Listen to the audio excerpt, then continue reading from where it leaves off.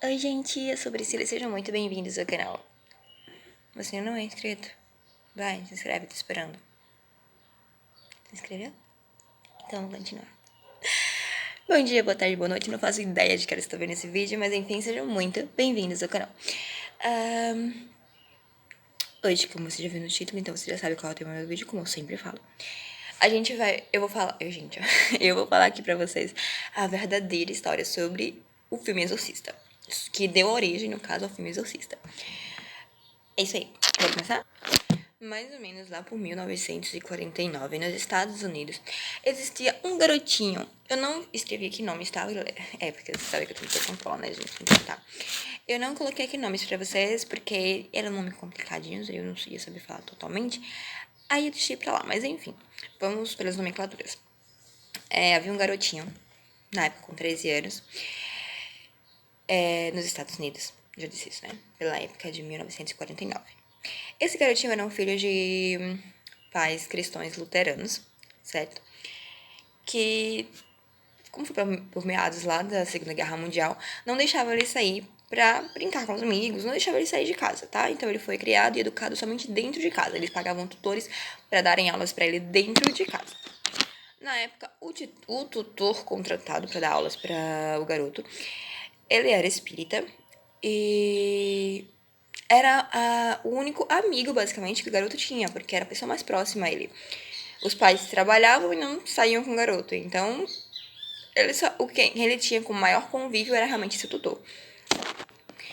E o tutor do garoto apresentou para ele um tabuleiro Wicca, não sei se é esse nome correto, dizendo que era um tabuleiro para comunicação com os mortos.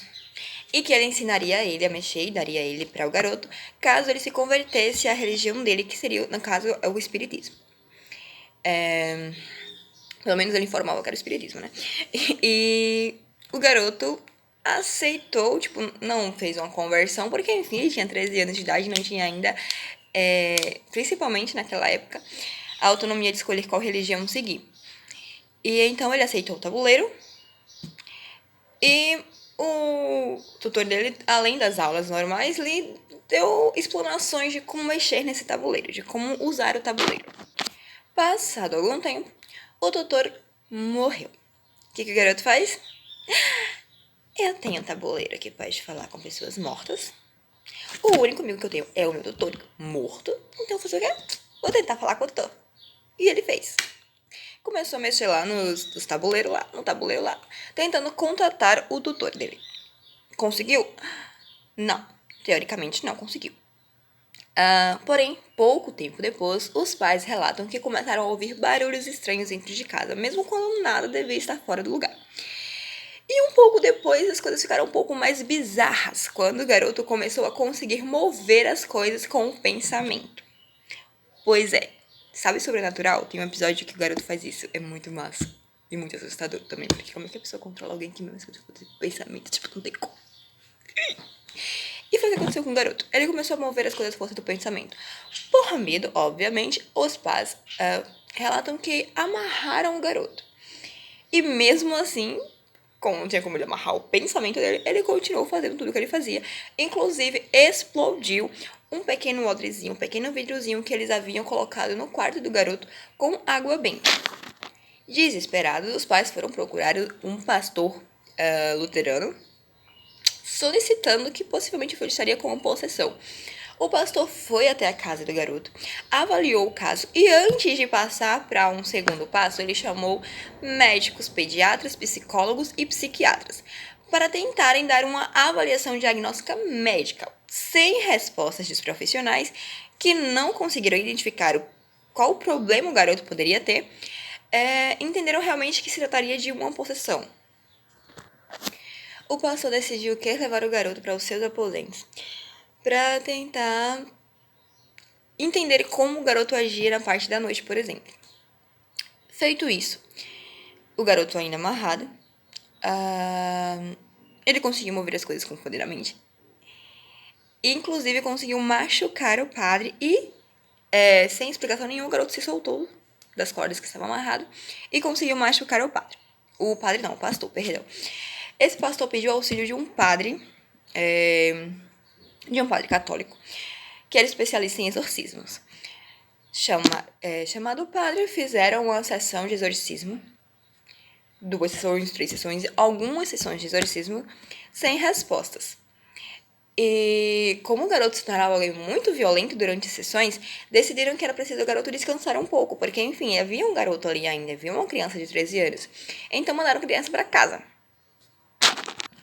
Quando chegaram em casa, os pais perceberam que na própria pele do garoto tinham dizeres malignos, como palavras profanas, que zombavam do nome de Deus. Eles ficaram mais desesperados do que eles já estavam, porque, tipo, galera, na pele do garoto mesmo, não era tipo uma tatuagem, era tipo a pele do garoto se formando em palavras, tá ligado? Então foi bem bizarro. Eles viajaram, foram para uma outra cidade, onde havia um padre que informava que era especialista nesse caso, certo? Que já tinham feito vários exorcismos e tudo mais. Eram 2 padres. Chegaram lá, eles assumiram o caso. Percebendo que o garoto tinha totalmente aversão a itens sagrados, como crucifixos, Bíblia, ele não podia nem ver nada que fosse sagrado e apresentado a Deus. Então perceberam realmente que se tratava de uma possessão demoníaca. E aí fizeram sessão de exorcismo.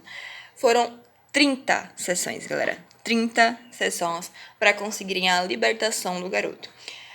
Depois da 30ª sessão de exorcismo, acreditavam que o garoto foi liberto. E conta a história de que o garoto não teve, posteriormente, nenhum problema em mover as coisas com a mente, por exemplo. E foi basicamente isso aí. Essa história deu origem ao filme Exorcista, que claro que é contado de uma forma diferente, porque, enfim, é um filme e tem direito de fazer isso. Mas é basicamente isso aí. O que você achou da história? Ficou com alguma dúvida, qualquer perguntinha, qualquer coisa, qualquer curiosidade, qualquer elogio da minha pessoa, dizendo que eu sou linda e maravilhosa? Um beijão e até a próxima.